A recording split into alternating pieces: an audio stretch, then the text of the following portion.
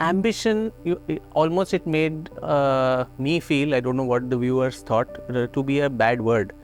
If I'm not ambitious, if there is no desire, I may not be in competition with someone else, but with my own self, that I want to become a better writer. I want to become better than what I was 5 years ago. That is an ambition, that is a desire in me. And I'm sure a lot of young people have that ambition for their future, which it's maybe wrong to be hyper ambitious or over ambitious beyond, or put yourself in competition against someone else. I want to become better than him or her. But is ambition itself a bad word, that we should not be ambitious? Then life becomes stagnant and death. Quite beautiful, Vikram. Your doubt is very meaningful. But what I have to say, that when you say ambition, it implies that you want to achieve something which others have not been able to achieve, or you want to achieve something more than others have achieved. So, the achievements of others have become a problem, a source of trouble to you, and then you are trying all your best by fair and foul means, somehow or the other, you want to go ahead of that person. Either it is a matter of money, or it is a matter of power, or it is a matter of prestige. See what is happening in your society. It is only the ambition, and the fundamental cause of this ambition is ego.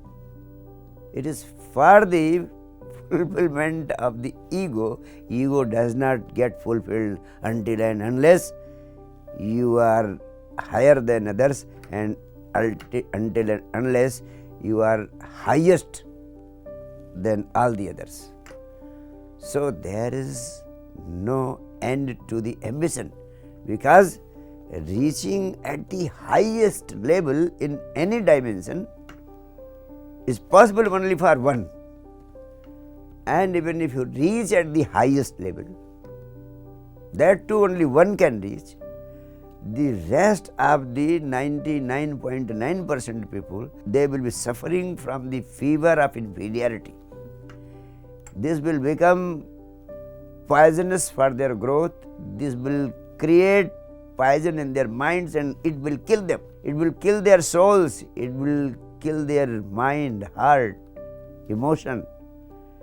And they will also develop physiological diseases, mental diseases. You see, anxiety and depression are the byproducts of this disease only. If you simply think of getting better and better in the work you do, in the work you love, then the work itself becomes your joy. You are a poet, you are a historian. As a historian, you are trying to explore the facts of history. You are trying to make analysis of the facts and principles which have been governing the forces of historical development. And you are trying to reach more and more enlightening conclusions. The more and more you grow, the more and more work you develop, you start feeling some more and more inner satisfaction, inner joy, because you are growing, you are doing something worthwhile. So, if you progress in your work against what you had been up till now, tomorrow you will be something much more, and then in coming days you will be many times more, and this growth will not create any disturbance inside you. It will not create any inferiority in you. It will not create any tension and turmoil in you. Any tension and turmoil, any anxiety and depression is created only when you compare that the others are getting this, others are getting that, and I am not getting this, I am not getting that. Why? I am feeling deprived. Then anxiety and depression is caused. So ambition always implies that the fever of comparison is there. It also implies that your interest is not in following your passion. Your passion is not awarding you the inner fulfillment. Had it been awarding you inner fulfillment, you would have bloomed like a flower and enjoyed the work you have been doing. Either you are not pursuing your passion, or you have become under the grip of the fever of comparison with others. Otherwise, the side effects of working hard and achieving progress in the form of anxiety and depression would not have come into your life. So try to understand. Sometimes, just to console ourselves, we happen to discriminate that my efforts of work and progress do not fall in the category of ambition as compared with those who are busy in ambitious projects in comparison with others. Whereas truly we are doing the same inherently. If you closely watch, you will find that the comparisons must always be there. Or the fundamental thing which happened to you, your love, you are not doing that. Suppose you have fallen in love with your spouse and you are enjoying all the beauties that love can offer. Will you like to compare it with anyone else? I can say you will feel quite satisfied, fulfilled, and you will like to let this love grow more and more without any anxiety and depression. Your love will be an antidote to anxiety and depression, even if it is coming into your life because of something or the else. But now the question arises, most of the people who are victims of ambition and its byproduct of anxiety and depression is simply because they are doing something which they were not meant to do. A person who could be an excellent doctor is taking rounds in the corridors of district court as a liar.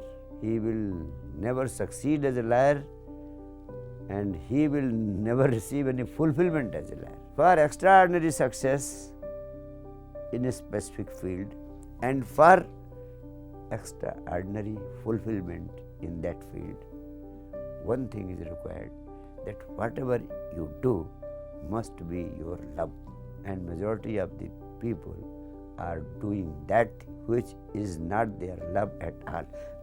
Most of the young minds, they have been put into jobs which had not been their choice, but it had been the force and pressure either of their parents or of the teachers or of the society or of the trend, because of the financial requirements, that they are doing the job which they were not meant to do.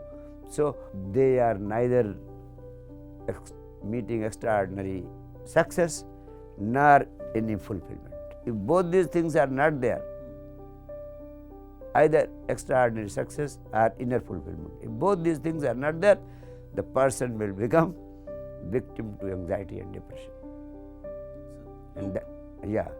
And then it is most important for the young minds first to identify what is there, and all the educational institutions are under an obligation to help the young minds to be able to find out their passion. This is the most important part of the educational institution, which no educational institution is doing all over the world. And these young minds, these poor fellows, are falling victim to the exigency of the situation. Whatever comes to their hands because of this or that, they have to do it, and they all are totally destroyed, dilapidated in their lives. Don't you think closely linked to this is also the connection between your intelligence and your creativity? You see, that comes next. The first thing is how to find out the passion. When Lord Krishna says Swadharmene Dhanam Shreya, how to find out the passion, how to find out the love that one would like to do. The first thing is certain that somebody is born only to flower and bloom to the optimum. If there is rose flower, the only aim of rose flower is to bloom to the fullest as a rose flower. But if the rose flower wants to become a lotus, what will happen? Number one, it will never be able to become a lotus. Yes or no? And the second thing is, its possibility of growing into a blooming flower will also be destroyed. It will remain sad that I have not become the lotus. And it will be sad that I have not even bloomed like a full-blown rose. So what will be the result? Anxiety and depression. The flower will die of anxiety and depression. How should young minds be motivated to find their love, to find their passion? That was a question which a little back asked from a student in a seminar. And I would like to tell all the young minds watching this, the only reason because we have to pursue some other thing than our love, than our passion, is that there are attractions of money, power and prestige in other fields, not in the field which is my passion. But again the question arises, how to know, how to find my own passion?